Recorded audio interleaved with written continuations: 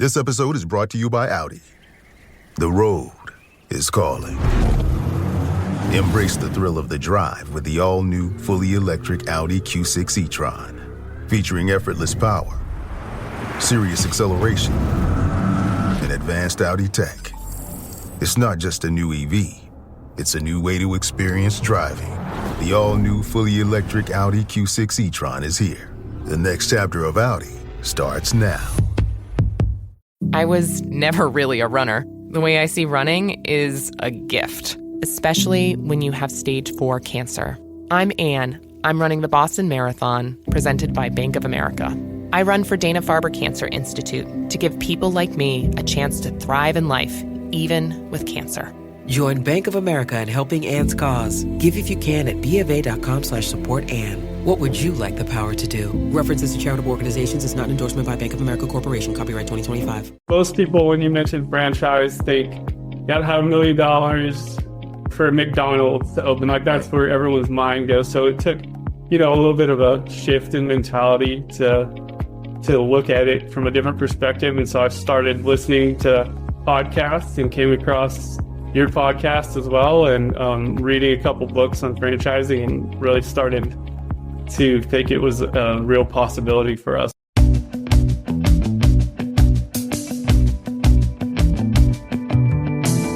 Hello, everyone, and thanks for tuning in to the latest edition of Fran Coach's Franchising 101 podcast. I am Tim Parmeter, founder and CEO of Fran Coach and your podcast host. Today, we have one of my secret favorite types of episodes. We have In Their Words, where we are going to get to talk to Fran Coach clients who have become franchise owners. We're going to hear all about their story, their journey looking at the franchises, the ups and downs along the way. And this one, we had a lot of kind of like roller coaster ride with this one, what they ended up choosing as a franchise and how that has gone so far. This has been just an amazing couple to work with, where I'm a little sad that they're I'm like an empty nester now. They're out of the house, they're onto their franchise, but really appreciate them taking some time to talk about their journey to this point. So that's next. First, quick reminder of who we are. Fran Coach is a national search firm dedicated to working with individuals like yourself interested in owning a franchise. We're partnered with over 600 franchises spanning about 70 different industries.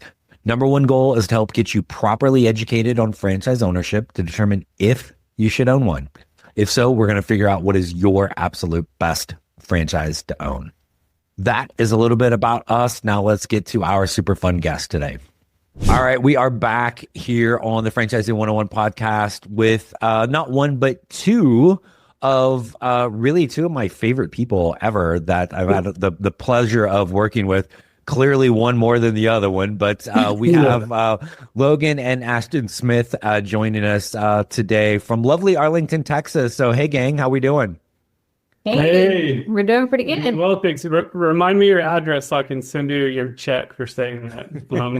Saying that about us. I appreciate it. Glad to be here. Well, there was only one of you two that I really like, and the other one tags along. And Logan, you want to take a guess which one we like and which one's a tag along? Yeah. So, exactly. you have done the same thing as I have done. We have overachieved in the marital standpoint. So, that's right.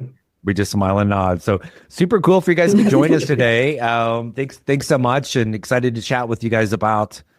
This has been a fun journey to roll through with you guys, but give us a little pre-franchise scoop on Logan and Ashtin. Sure. Sure. Yeah. I was in education for 10 years. I taught deaf education, and then we had 3 young kiddos back to back to back, and so I decided to stay home and be a stay-at-home mom. So that's what I'm currently doing, and taking care of all of them. So it's a very busy job for me. And we have 3 boys. How old are they? We have 2 boys and a girl. 2 boys and a girl, right? Yeah, 4, 3, and 1 year next week. Oh, goodness gracious. Okay. Yes, that is a lot. So very, very cool. And you said, and I don't think you ever, or maybe I missed it. Like you did deaf education? I did. So all my students were deaf. Wow. Okay. So do you every now and then like do some like sign language at Logan when you get mad at him and he can't understand it? So No, if he does know some of the inappropriate words, but no, I keep those maybe just in my head instead of showing them. it's like any second language. The first thing you learn are the words you're not supposed to learn. So Exactly. same. Teaching our kids. So they're going to be talking about me, and I'm not going to know what they're saying. So He's learning along with them. yeah, they're trying to. I had somebody I knew years ago. When they had their first child, they wanted and there was somebody in their family that was deaf, so they were trying to teach them sign language right off the bat. And I think something like, is this more? Something like More. Okay, yeah.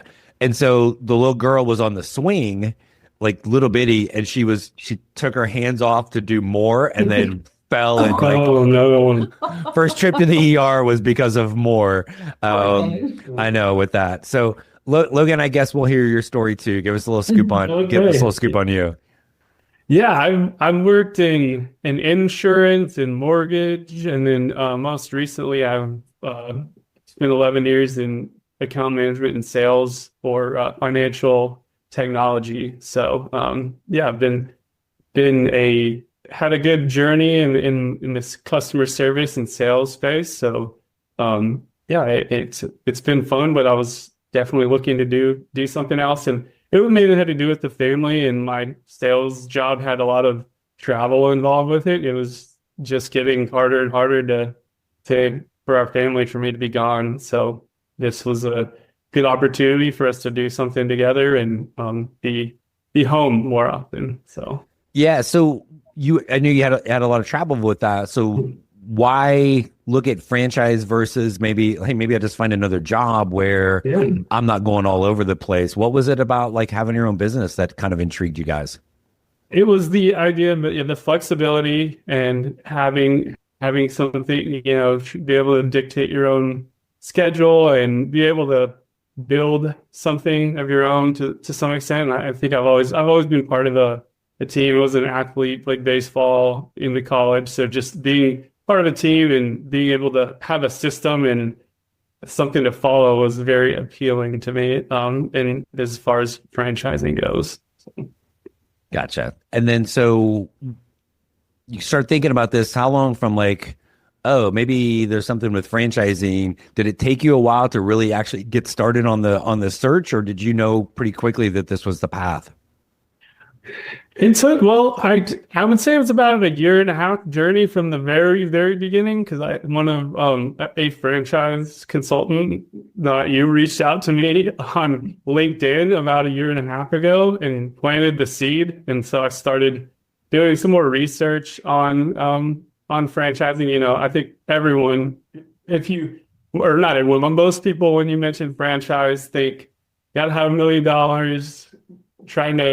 for McDonald's to open. Like that's where everyone's mind goes. So it took, a little bit of a shift in mentality to look at it from a different perspective. And so I started listening to podcasts and came across your podcast as well, and reading a couple books on franchising, and really started to think it was a real possibility for us. And then I had to sell Ashtin on it a little bit. It's kind of like, hey, I want to quit my job and open a business is not something that I think she ever thought would come about when we got married, but we both enjoyed it so far. So, Ashtin, what were you thinking when all of a sudden, like that joker next to you comes and is like, hey, maybe I should quit my job and we should own a franchise? What went through your mind with that? I think he kind of slowly planted the seed, and not just like, hey, I'm ready to quit my job and do this. It was kind of, hey, I heard about this. So, listening to some podcasts, and would just kind of talk about the things that he was hearing on the podcast or reading in the books. And so it wasn't straight up just, hey, what do you think about this? We should just jump in. So I think I was able to warm up to the idea, and I felt that if he did enough of the research and felt that was good for him, he wasn't going to just, jump in and not feel comfortable with that. And so I just trusted if he thought it was great for him to quit his job and do this, that I would just be along for the ride. And so far it's gone great. So yeah, well, and you guys were great through the process of both. Maybe not every single call, like it was all three of us, but pretty darn close to that.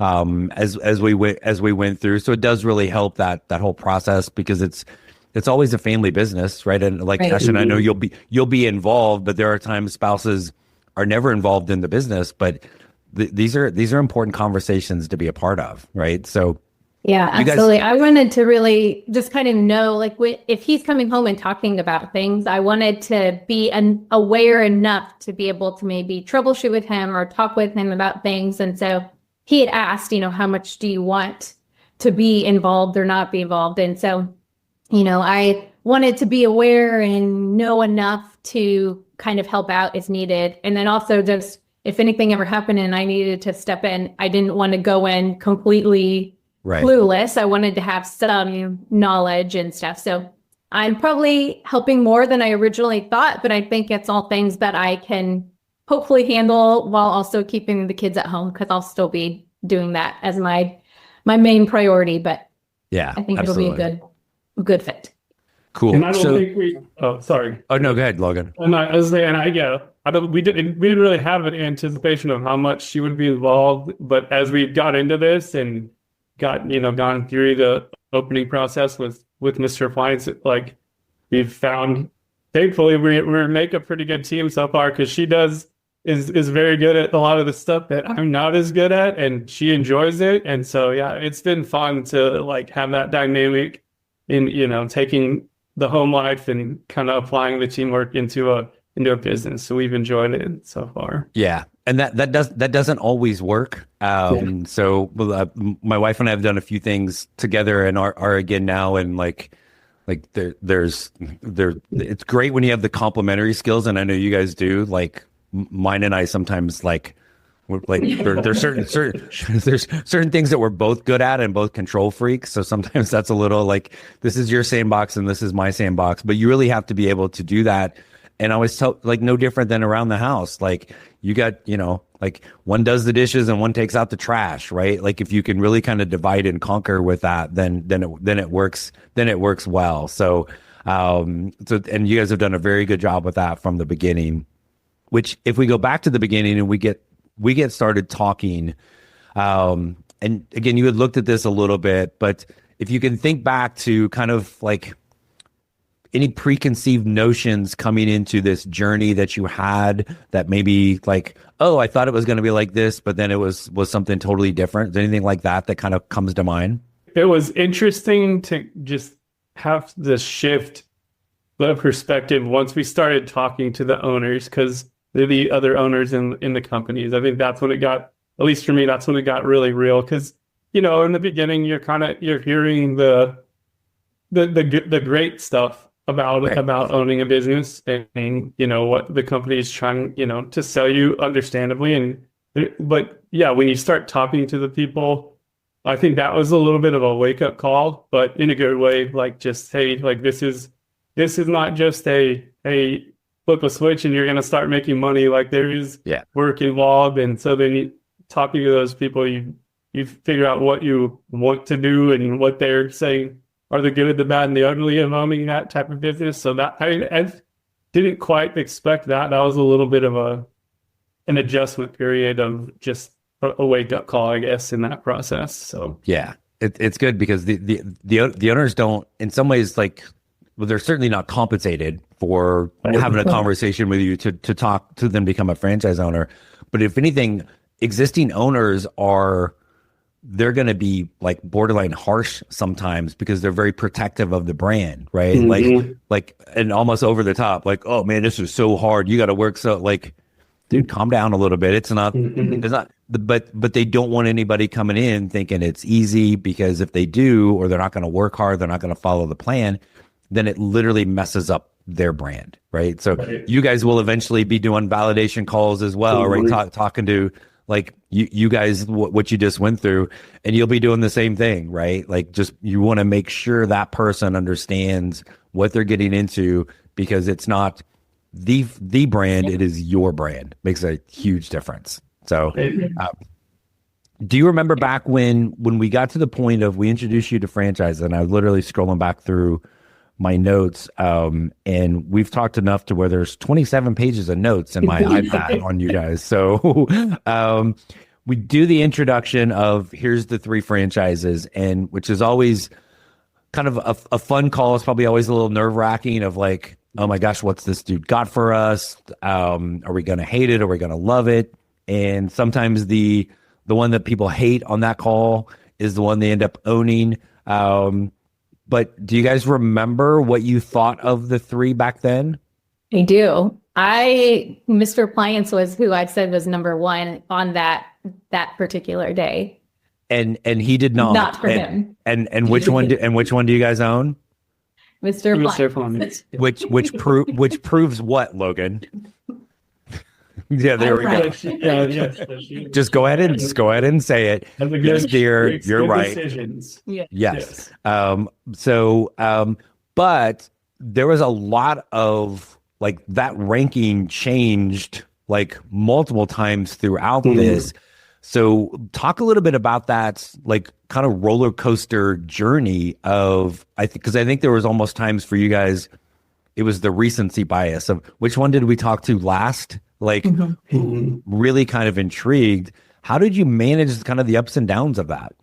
I think a lot of it, yes, was, whoever we talked to most recently. And you might talk to one of the companies twice before you talk to the next company. And so sometimes you just have a little more information on one versus another. And I think that's kind of what happened with us with one of the companies, that we were ahead in some of them and a little further behind in one. And so it was harder for us to get caught up with that one to feel, a connection to this might be a good fit for us.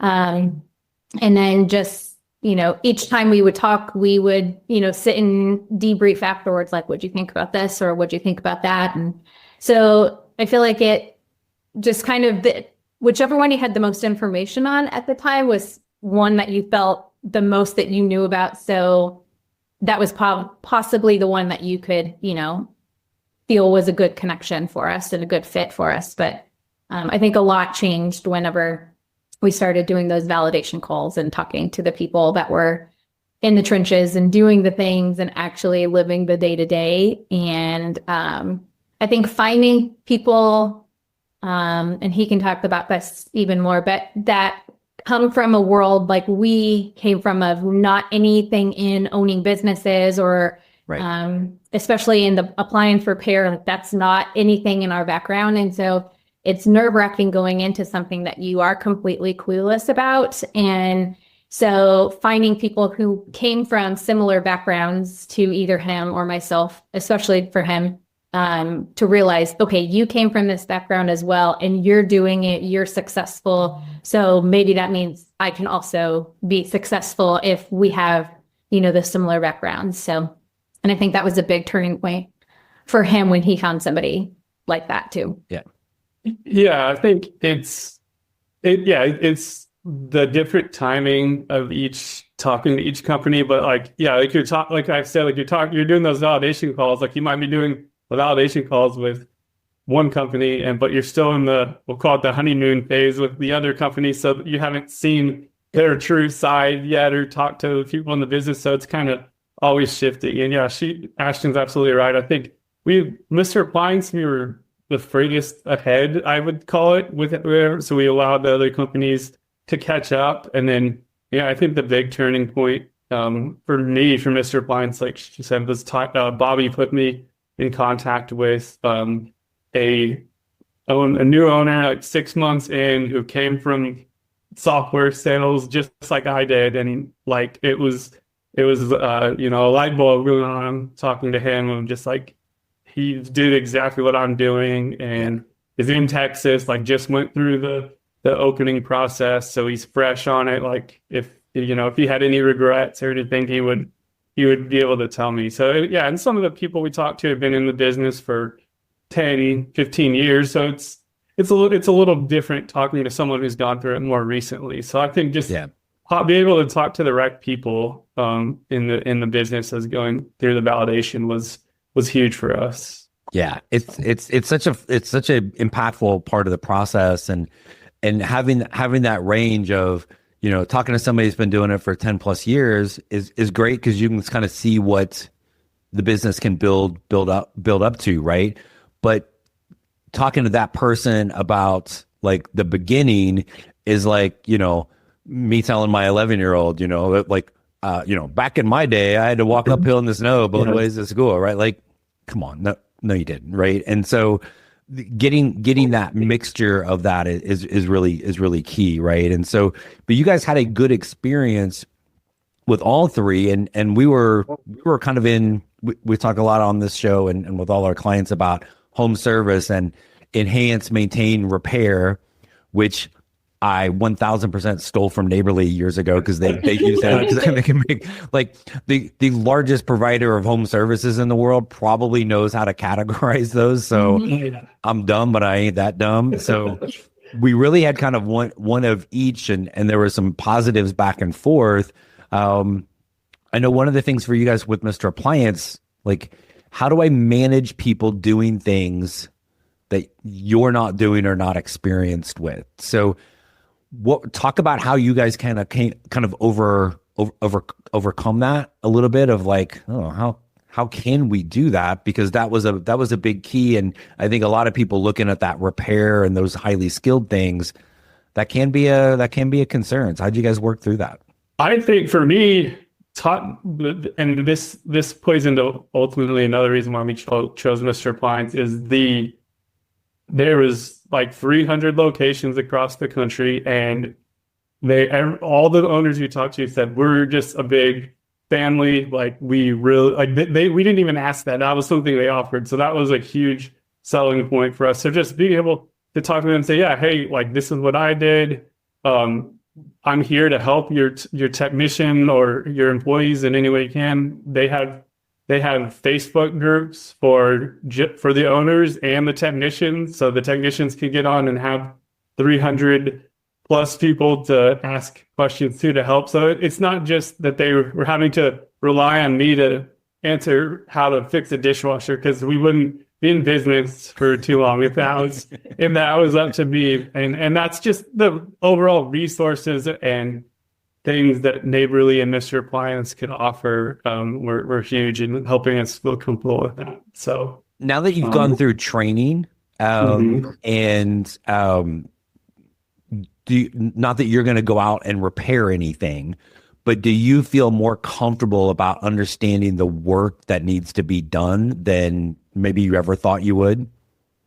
Absolutely. I've completed the training that the online training that the technicians can do to, if they're, you know, brand new or whatever. So I feel I could probably go out there and get some things done, but we don't want me doing that every day and all that. So yeah, I definitely know a lot more. And I mean, that's a testament to Neighborly and the Mr. Appliance team of having the resources available to help us to feel comfortable with things like that. Yeah. So if you're not fixing things, what are some of the things you are doing as an owner? Getting the Mr.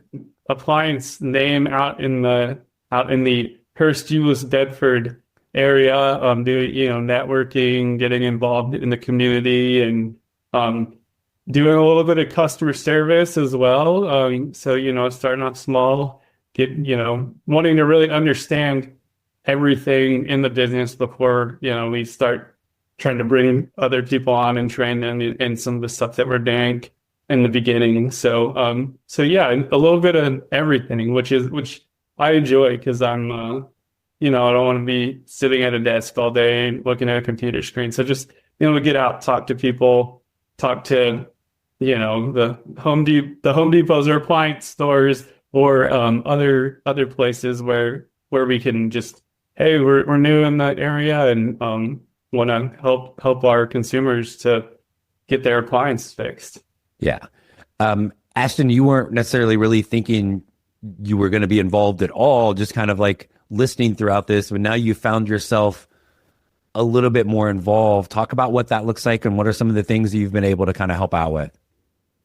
Yeah, a lot of the things that are involved with the software that I can do when my kids are sleeping and things like that. So finalizing work orders and doing purchase orders for some of the parts and things like that I enjoy, organization and things like that. I'm very type A person. And so those are things he doesn't enjoy doing. And so I've taken those on that work, obviously well with my schedule, but things that just a lot of stuff on the computer, software stuff, and paperwork and things like that calms me. Well, there's a lot of like any business, there's a lot more moving parts than people realize, and in this case, literally parts, right? But also the figurative ones of even like hey, this technician needs to be over here at this time, and this one needs to be over there, and Logan, you need to be over there. Like it's having that support is like the kind of the person pulling the strings and running the show. And again, really, Ashtin, now you get to boss him around personally and professionally. So yeah, tell him where he needs to go so he can make an appearance somewhere. Yes. Now I'm gonna leave that part up to him. That's all on him. He can do it himself.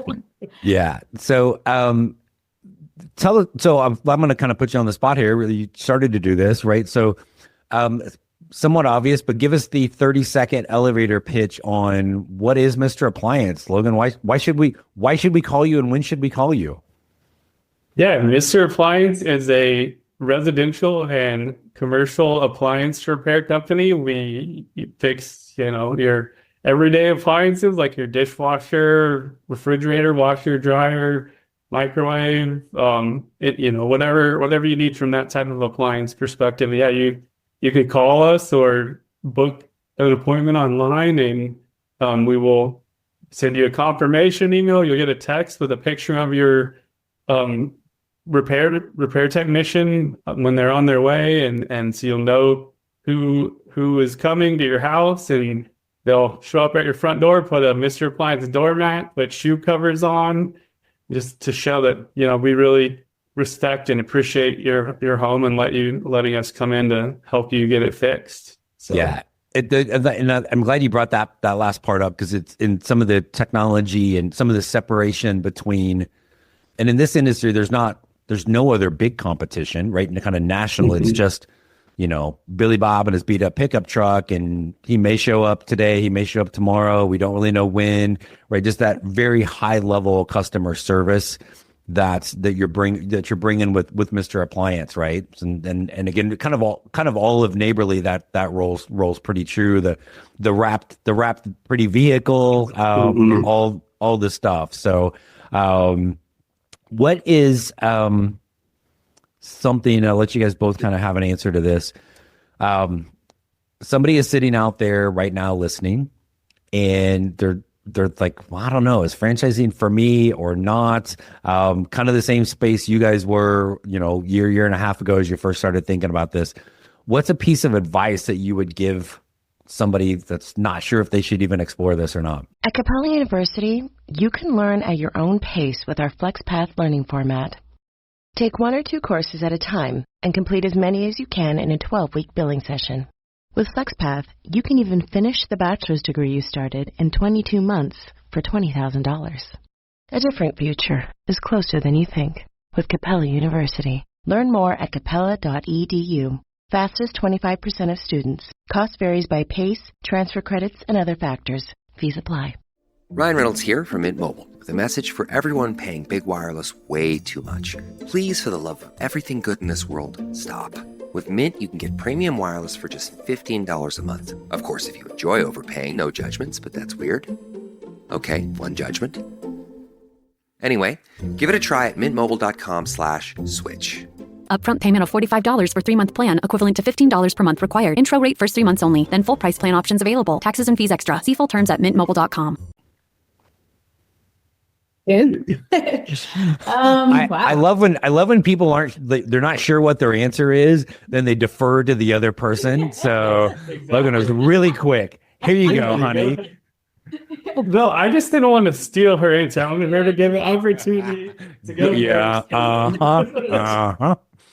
Sure. Okay. And see, Ashtin, oh wait, what are you holding there, Logan? Well, this is a fancy franchising 360 show, Logan. Franchising 360 show. What is that? Tell me more. It's a show about franchising, and fun fact, I think I was the first viewer question on the show. So that's why I have this fancy mug here. You were there we go. So yeah, matching set. Thanks for the plug for the Franchising 360 show every Friday, 8 Eastern, 5 Pacific on Biz TV. So co-hosted with me and my better half as well. So I'm used to the dynamic of getting bossed around personally and professionally. So we watched the Franchising 360 show with margaritas in these looks. There's no margaritas today. Yeah, and hey, the first few episodes you needed a margarita to get through it.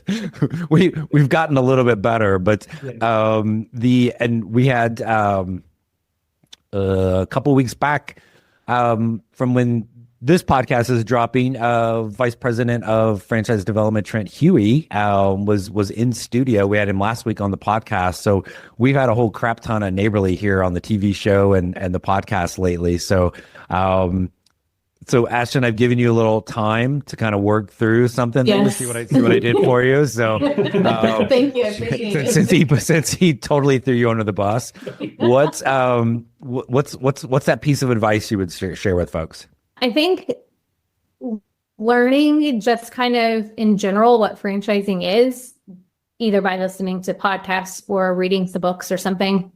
I didn't read the books that Logan did, but he did send me different episodes of podcasts, a couple of yours actually, to listen so I could just understand like what is franchising, to understand that aspect of it. I think if you get a general idea and then reaching out to a consultant such as yourself to help you walk through that process. I feel like if you go in that and you're just trying to go in blind, you don't really know as much, but I feel like having those conversations with you was helpful for us to decide, is this something we really do want to do, before we sign on the dotted line or anything like that. And so having somebody that's knowledgeable in the area, you wouldn't go do something without somebody that's knowledgeable, on your own. So why do it for business? So right.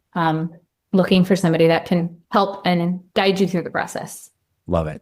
Okay, Logan, did she steal your answer, or you got something? You got something better? We're good. No, I think my advice would be to have an idea of what you kind of want out of your business, not necessarily what you want to do or what the business is. And I think that was a big part of the initial conversation with you, was just like, what do we want?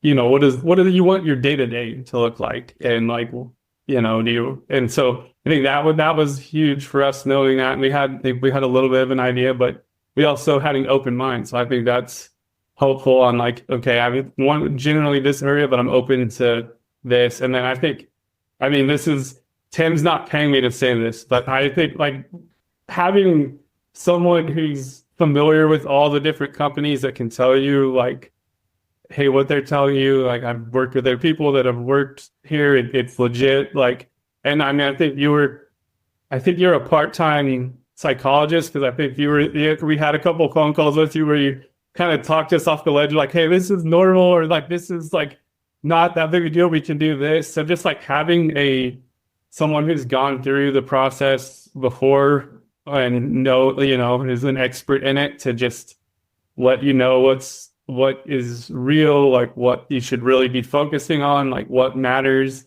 and kind of the questions to ask and good next steps, and keeping you on track. That was huge for us in going through this process. So. Yeah. And you mentioned that day in the life thing is really key. And you mentioned the the open mind thing, which if you say that a little louder for the people in the back, because that is that is the biggest thing, because you guys were somewhat locked in as far as like home service, right? And sometimes people are all over the board, which is fine.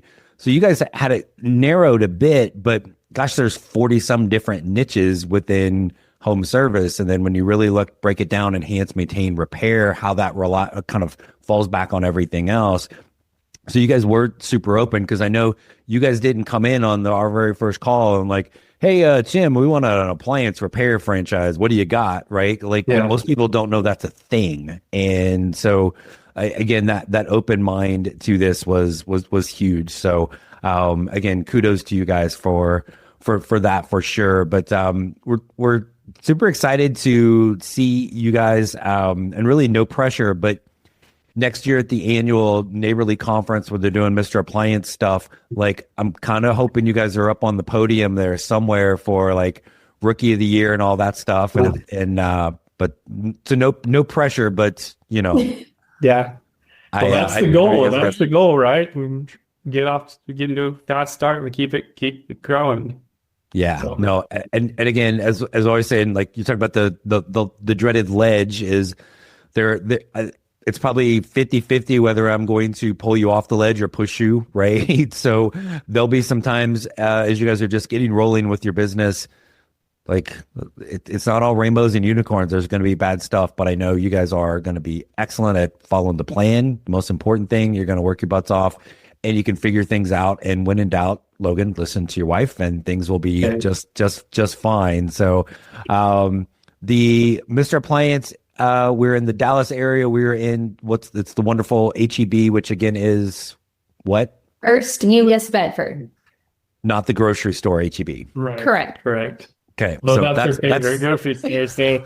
So she's happy that HEB grocery store in the HEB DFW area. Yes, it's like that's more of like a Southern Texas thing, right? So it's slowly growing up this way. We're getting some now, though.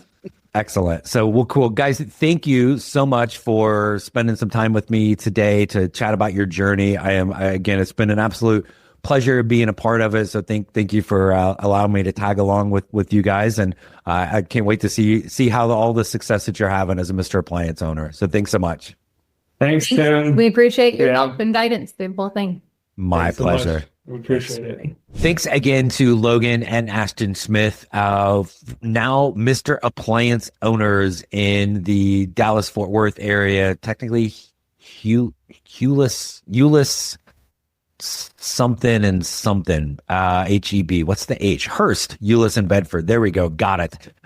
So thanks to them for joining us today. And as always, I hope these episodes provide some insight into the amazing possibilities and just how attainable franchise ownership really can be. Couple quick reminders. We have some like this week's episode of the Franchising 360 show, and cool for them popping in the mugs for a little promo there. But it's mid-April. This is the time when we have FDDs that start going, quote, dark. On our Franchising 360 show tomorrow, 8 Eastern, 5 Pacific, or Fridays, 8 Eastern, 5 Pacific on Biz TV. We have a franchise attorney coming in to talk to us a little bit about that. We also have that coming up here next week, I think. Could be the week after, so don't quote me on that. Again, preparation is overrated. So we definitely want to kind of refresh everybody on the FDD and what the renewal process is like. So check that out on Biz TV. All of our stuff is now on our new and improved, super fancy and pretty YouTube channel for Fran Coach. So check that out. And then when you're ready to learn a little bit more and see if franchise ownership is right for you, reach out to our team at Fran Coach. FranCoach.net is where you're going to find me and all of our amazing team there to help you. There's never any fee for our service. So what are you waiting for? Reach out today so we can help you create your better tomorrow. Until next week, we'll see you then.